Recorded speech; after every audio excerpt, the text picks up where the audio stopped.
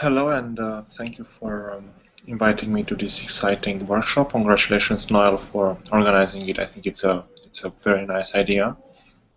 Um, I'm really sorry I couldn't make it today to the workshop, and I will be trying and doing my best to communicate with you virtually. Um, my presentation is about cycling, which is my PhD topic, and the subject of this workshop, which is autonomobility. And more precisely, I'm going to discuss some issues around the formalization of informal cycling networks and cycling networks outside the city more precisely.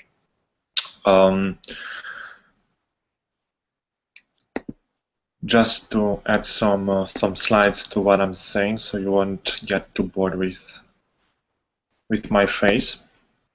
We often hear that cycling is freedom, and as you can see in this ad from Department for Transport in London, that's kind of advertising their cycle network in the capital. This freedom comes wrapped in different ways throughout the history of the bicycle. We had the emancipation of women that is said to have happened with the help of the bicycle 100 years ago or so. We also have the off-road ultimate escape machine, which is the mountain bike that conquered the world in 1980s. Or even the ecologist discourse today, as you can see on the right-hand side at the bottom of this slide. This ecological discourse is presenting the bicycle as a liberation from the tyranny of the car, and consequently the oil and economic dependence that goes along with driving a car.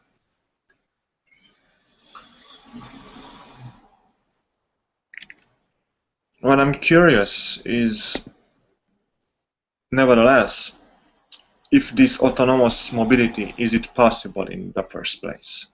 Well, from a socio-technical perspective, the systemic nature of every type of mobility must be taken into consideration. In this case of the bicycle, the socio-technical system presupposes the infrastructure, basically the road infrastructure, the cycling kit, the signs and regulations that cyclists need to obey as well. So all these often have to be in place if we want cycling to happen. From a social practice theory point of view, at the same time, cycling, as with many other social practices, needs, in order to be successful, not just the skills of those who cycle, but also the materialities and meanings associated with these. What does this mean? Well, this means that cycling doesn't happen in a vacuum, of course. Where the cyclists are exempt from any friction around, but instead it is made possible once those skills, basically how to cycle, materialities, the infrastructure and the cycling kit I just mentioned, and meanings, such as the freedom I just described, but also things such as convenience, fun, or other success or other signification that come along together in a harmonious assemblage. And also, this practice takes place only when it is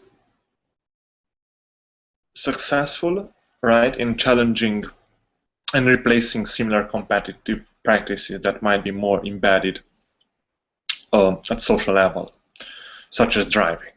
It seems then that in most occasions cycling is not an autonomous thing. It comes as a part of a bigger social technical package that eventually renders it a successful practice. Sorry, I need to plug in. Speaking about formalizing things. So this presentation is about the diverse types of cycling outside the city, cycling touring, I name them, and their degree of formalization. In doing this, I'm questioning the nature of autonomous mobility in the case of bicycle tourism, and I also raise general questions about the consequences of formalizing different types of cycling outside the city. In a more general sense, I ask if the current neoliberal discourses of planning, tracking, and sometimes controlling human movement in the built environment are capable today to transform cycling into a more successful mobility practice. So I'm going to discuss now different degrees of formalization of different aspects of cycling. I will start by doing some history review and discuss a bit about the formalization of a fashion.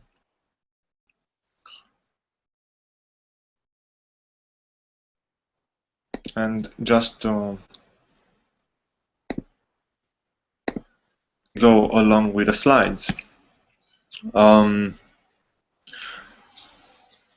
Formalization of cycling practices and networks started soon after the bicycle was invented, to say so, when the first bourgeois group rides took place in the urban parks throughout the UK. It was early in the 19th century when the ancestor of the modern bicycle arrived in London, writes Steve Burton for the Dandy Horse magazine in 2014.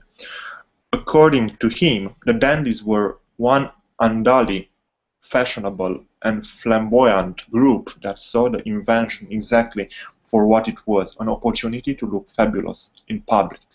When dandies first appeared in London parks and boulevards, they could barely propel themselves along due to public excitement over their transportation. And you can see in this image some anti-dandists who were outraged at the idea of people riding in groups in a formalized manner. Then I should go and describe the formalization of the design of the bicycle, often referred to as the closure of the bicycle. So the history that took that I just described took place during the early days of the bicycle, at the beginning of the 19th century, before the so-called safety bicycles became stabilized or closed in Vibe Bikers terms in 1995, and consequently replaced the difficult to ride penny farthing that you can see on the left-hand side.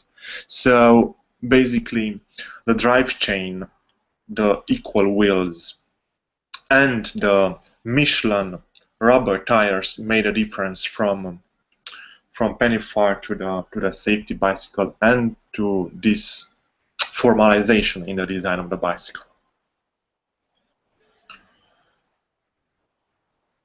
Then it was a formalization of mass cycling, of mass riding. And it is argued that only at the beginning of the 20th century, cycling became a truly mass phenomenon. The late Victorian age witnessed, as it is argued by sociologist Dave Horton, based in Lancaster, by the way, in 2009, that the gradual transition from a high-status vehicle of the rich and leisure classes to the increasingly affordable to ordinary people. This was brought about in the mid-1890s by the new method of mass production and fierce international competition that led to falling prices. And in this picture you can see one of the first movies made by Brothers Lumiere in 1890s, or where you can see people living in the factories on a bicycle. And maybe a more popular and more famous movie was Ladri di Biciclette, the Italian movie, cult movie in 60s that tells the story of an Italian father and husband who needs to have a bicycle in order to be able to earn a living for his family.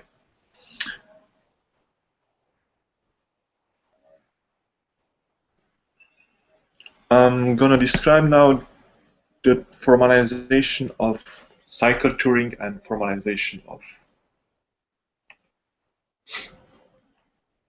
roads, in a way, of the built environment necessary for cycling.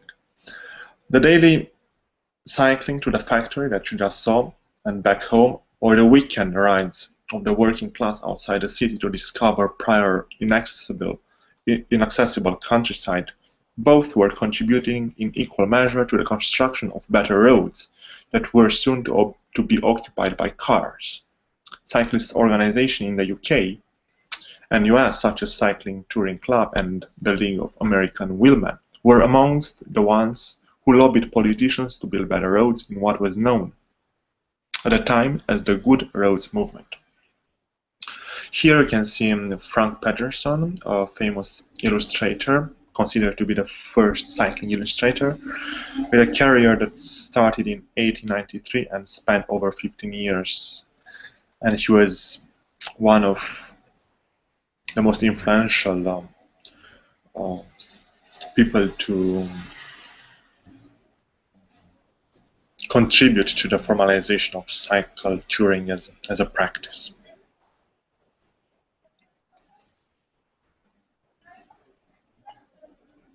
These formalizations that I just described are counterbalanced or start to be counterbalanced by a general deformalization of all things cycling in the car age. So what happened by the middle of the 20th century? We all know what happened. Cars took over the newly built infrastructure. The cycling routes, networks, and practices that were formalized by then became more and more informal.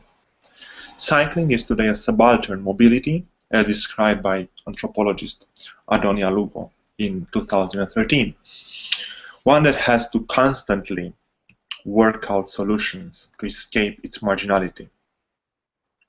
So in this context, maybe it's important to ask some questions. What is informal and formal cycling today? Is the formalization of cycling something we should aim for? What are the consequences of keeping cycling informal, respectively transforming it in a formal mobility practice? I am trying to address these questions more or less systematically by presenting two of the research sites for my PhD. They account for different degrees of formalization within the practice of bicycle touring. But before going to my case studies, I would love to share something with you, which is kind of a short intermission, spinning session, call it as you wish. But while I was trying to find some nice picture for this presentation, I stumbled upon this, which is a blog post from the Veteran Cycle Club, which is an international organization dedicated to the research in cycling history, restoration, and riding on bicycles from all eras. The post is titled History Lesson and features, as you can see, this picture that was taken in 1979 in Brecon Beacons, which is a national park in Wales, along with the following lines: no registration, no promotion, no support, no crowd of participants, no merit badge, no suspension, no fat bike, no gravel grinder, no roof rack, no pickup truck, no iPhone, no Strava, no pandas on Instagram, no crowing on the web. Basically describing what is to be formal, what is to be informal when going on a ride outside the city. And all these no's to formalization that you can see. So, end of intermission, and let's just go to my fieldwork, where I'm describing A solo ride and a mass riding sportive. A solo ride, as you can see here with this picture, and then the mass riding sportive that you can see in this picture where somebody took a picture of me. So what is it all about? What was that solo ride?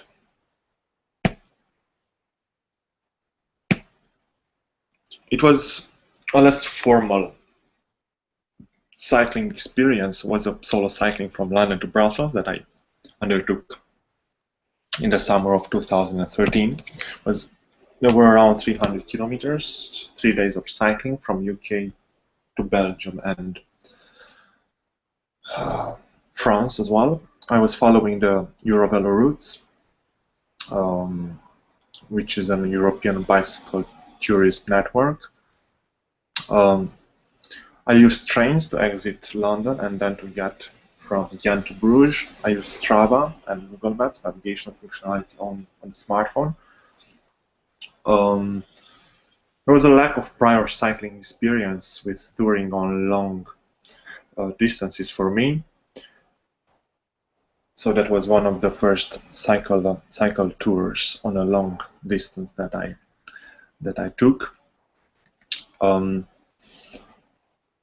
And to discuss a bit about the disruptions on the formal infrastructure, there was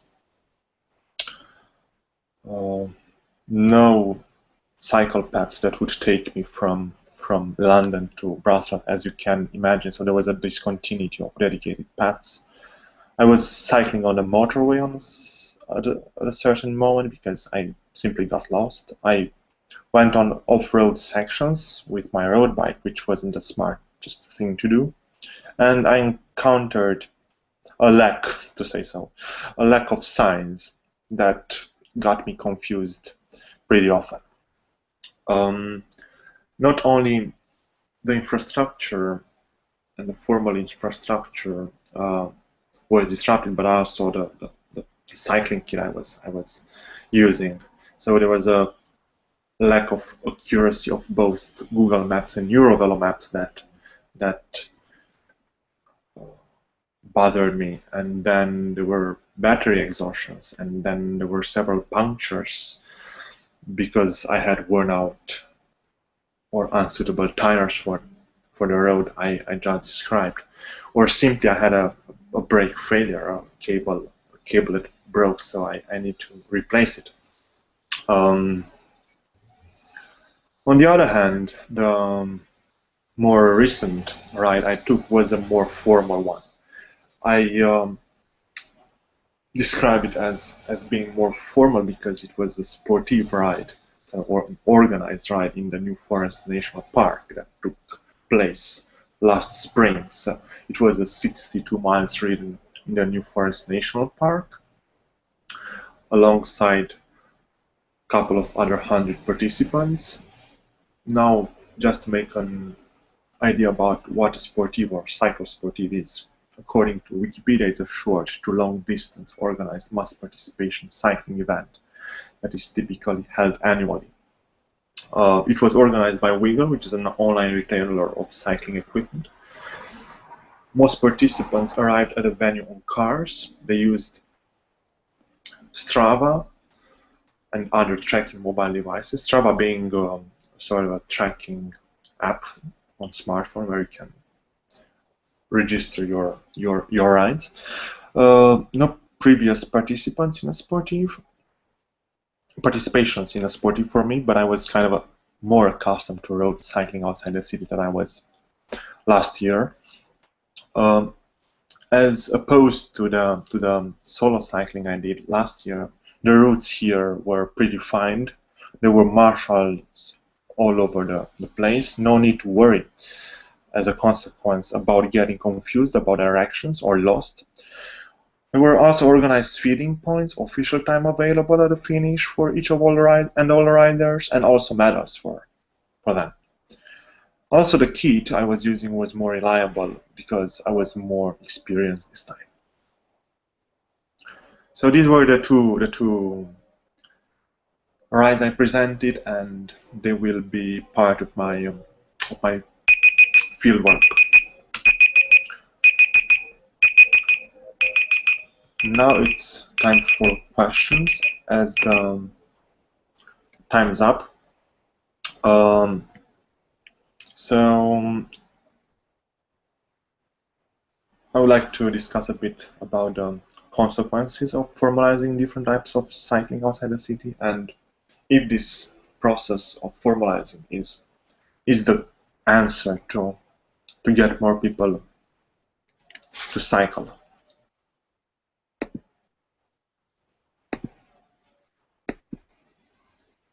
Now back to my face. Thank you for your attention, and if there are any questions, please do ask. Thank you.